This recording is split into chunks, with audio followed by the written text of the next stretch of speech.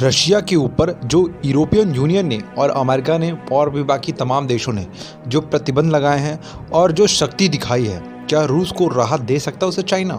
और Swift payment system पे क्या रशिया पे बैन लगाया है अमेरिका ने और अमेरिका समेत बहुत सारे देशों ने?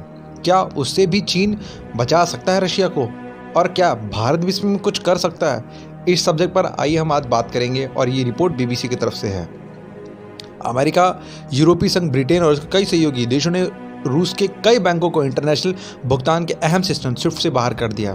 ठीक है, स्विफ्ट क्या होता है सबसे पहले तो आप ये समझ लीजिए। ठीक है, जो लोग भारत के हैं वो लोग जानते होंगे, जो लोग मेरी वीडियोस को वॉच कर रहे हैं भारत से या पाकिस्तान से जो लोग वॉच कर रहे हैं या नेपाल से कुछ लोग वॉच कर रहे हैं, बांग्लादेश से कुछ लोग वॉच कर रहे हैं, तो वो ये समझें कि उनको सरल भाषा में उनके लिए समझा रहा हूँ कि आप अपने देश में अगर कोई लेन देन करते हैं तो आईएफएससी कोड के माध्यम से करते हैं। आईएफएससी कोड एक होता है, उसके माध्यम से ही आप लेन देन करते हैं। ठीक है, जब इंटरनेशनली आपको लेन देन करनी होती है तो उसके लिए आपको स्विफ्ट लगाना पड़ता है। तो स्विफ्ट इंटरनेशनल लेन देन के लिए किया जाता है। तो उसी इंटरनेशनल लेन देन पे ही रोक लगा दिया है अमेरिका ने, बाकी तमाम देशों ने रशिया के ऊपर। ठीक है, तो अगर मैं स्विफ्ट का नाम लूँगा तब आप ये चीज़ को समझ पाएंगे। अमेरिका, यूरोपीय संघ, ब्रिटेन ने कई सहयोगी देशों ने इंटरनेशनल पेमेंट के अहम सिस्टम स्विफ्ट से बाहर करने का फैसला कर लिया।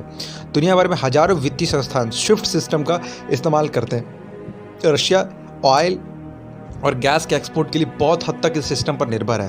देखिए, रशिया अगर कोई पेमेंट उठाता है तो कैश तो उठाएगा नहीं। आप ही अगर इंटरनेशनल कंपनी है तो आप स्विफ्ट के माध्यम से अपने बैंक में पैसा विड्रॉ करवाएंगे या कुछ करवाना चाहे तो वो करवा सकते हैं, स्विफ्ट के माध्यम से ही करवाएंगे।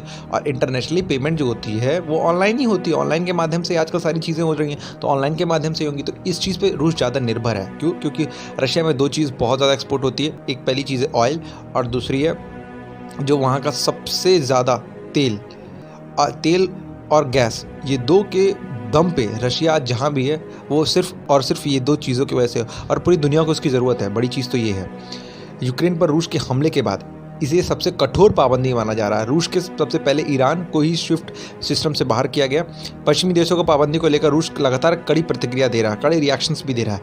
रूस कहना है कि उसके साथ गैर दोस्ताना बर्ताव किया जा रहा है। रूस के राष्ट्रपति व्लादिमीर पुतिन ने रविवार को सेना को न्यूक्लियर फोर्स को स्पेशल अलर्ट पर रखा है और कहा है, तब उसने रूस पर लगाई पाबंदी को गैर वाजिब बताया।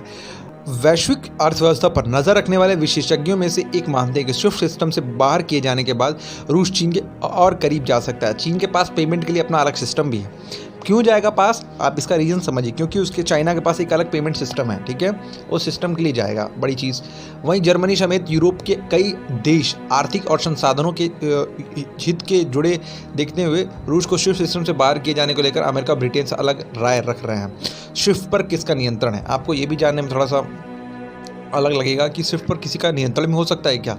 तो जी हाँ, इस पर नियंत्रण है। स्विफ्ट यानी society for forward inter bank financial communication एक सुरक्षित मैसेजिंग सिस्टम है। इसके जरिए सीमा के परे तेजी के साथ पेमेंट भुगतान संभव हो पाता है। इंटरनेशनल कारोबार में इसे काफ़ी मदद मिलती है। इससे स्विफ्ट का अमेरिका जो इसका गठन किया गया था, अमेरिका और यूरोप के कई बैंकों ने इसका किया था और ये बैंक नहीं चाहते थे कि कोई ऐसा संस्थान अपने सिस्टम बनाए कि फिर एक एकाधिकार रहे। 2000 से ज़्यादा बैंकों और वित्तीय संस्थाओं का इस नेटवर्क पर संयुक्त स्वामित्व है। यूएस फेडरल रिजर्व और बैंक ऑफ इंग्लैंड समेत पूरी दुनिया के प्रमुख केंद्रीय बैंकों की साझेदारी में नेशनल बैंक ऑफ बेल्जियम इसकी निगरानी करता है। और उस पर कितना असर पड़ेगा आप ये चीज़ जान लीजिए। बीबीसी के बिजनेस एडिटर शिमॉन जैक के मुताबिक अब तक ये माना जाता है कि रूसी बैंकों को स्विफ्ट से बाहर करने का फैसला आखिरी कदम के तौर पर आजमाया जाएगा। अभी तक ये साफ नहीं है कि स्विफ्ट से रूस के किन किन बैंकों को हटाया गया। ये बात आने वाले कुछ दिनों में साफ हो जाएगी।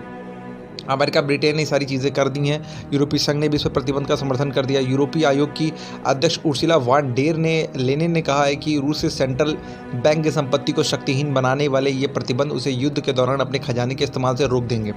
ऐसा नहीं हो सकता बिकॉज रशिया ने हर चीज़ के लिए पूरा बैकअप प्लान बना के रखा हुआ है। रशिया के राष्ट्रपति साथ रशिया की जितनी भी एजेंसियाँ हैं सबने अपना बैकअप प्लान बनाया है। देखिए, कोई भी देश अगर किसी भी देश पर आक्रमण करता है तो अचानक आक्रमण नहीं कर देगा, अगर वो दिमाग वाला देश होगा तो। अगर पाकिस्तान जैसा बुद्धू देश होगा तो उसका मैं कुछ कह नहीं सकता हूँ, बट रशिया जैसा कोई बड़ा देश है तो वो सारी प्लानिंग, सारा बैकअप, क्या हो सकता है क्या नहीं हो सकता, कैसे कैसे हमारे पे कौन कौन से एक्सपीरियंस लग सकते हैं, सारी चीज़ों को देख के वो देश अपने अगले कदम को बढ़ाएगा। ठीक है, लेकिन जो अभी रशिया पर कड़े प्रतिबंध लग रहे हैं इसके लिए भी रशिया तैयार है। मैं एक नेक्स्ट वीडियो में आपको बताऊंगा कि रशिया इन सारे कड़े प्रतिबंध को झेलने के लिए भी तैयार है। कैसे? वो सारी एक अलग वीडियो में मैं आपको बताऊंगा, और वो वीडियो कल, आज या कल में आ जाएगी आपके पास। यूरोपीय आयोग ने ये सारी चीज़ें की हैं। अमेरिका, ईयू मतलब यूरोपियन यूनियन और ब्रिटेन की ओर से साझा बयान जारी किया गया है कि इसमें कहा गया कि इस कदम से तय होगा कि इन बैंकों का इंटरनेशनली वित्तीय प्रणाली से संपर्क कट जाए और इसमें वैश्विक तौर पर काम करने की क्षमता, इनकी बुरा असर पड़े। यूक्रेन के प्रधानमंत्री ने कहा है कि इस मुश्किल वक्त में प्रतिबंध यूक्रेन की एक वास्तविक मदद है। चीन की भूमिका क्या होगी? रूस के पूर्व वित्त मंत्री एलेक्सी कुद्रीन का अनुमान है कि स्विफ्ट से अलग होने पर रूस की अर्थव्यवस्था 5% तक सिकुड़ जाएगी। हालांकि कई जानकारी ये भी कह रहे हैं कि रूस की अर्थव्यवस्था पर इसका स्थायी असर शायद ही हो। रूस के बैंक भुगतान के चीन जैसे देशों पर का रुख कर सकते हैं। चीन ने रूस पर पाबंदी नहीं लगाई और उनका पेमेंट अपना सिस्टम अलग है। चीन के पास जो सिस्टम है उसे CIPS कहा जाता है। आप ये भी समझ लीजिए क्या उसको कहा जाता है। और पश्चिमी देशों के जो है वो तो है ही, उनकी राय अलग से।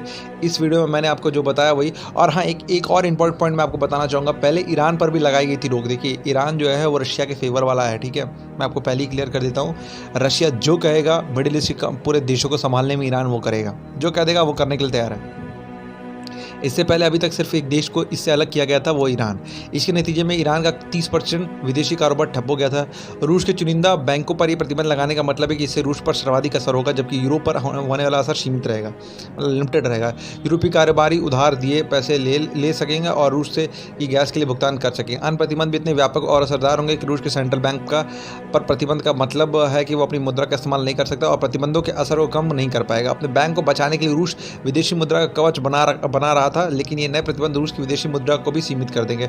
इन प्रतिबंधों का असर दिखने में कुछ समय लग सकता है, लेकिन इससे कम से कम पश्चिमी देशों को रूस को सीमित करने की इच्छा तो ही लिमिटेड रहेगी। लेकिन एक लास्ट पॉइंट मैं आपको और बता दूं, इससे भारत क्या कुछ मदद कर सकता है रशिया की या नहीं? इस तरह चाइना कर रहा है वैसे भारत भी कर सकते हैं। देखिए, हम अपना जो भी हमारा जिसमें भी पेमेंट होता है, ठीक है, मुझे अब इस चीज़ की इन्फॉर्मेशन नहीं है कि अब हमारा लेन देन रशिया से किस चीज़ में होता है, या हम कुछ इक्विपमेंट्स खरीदते हैं या हमारी कुछ साझेदारी होती है तो हम क्या करते हैं, कैसे करते हैं। हाँ, भारत इसमें मदद कर सकता है कि आप हमारे सामान को आप ले जाइए, पैसे आप बाद में दीजिएगा, भारत ये कर सकता है।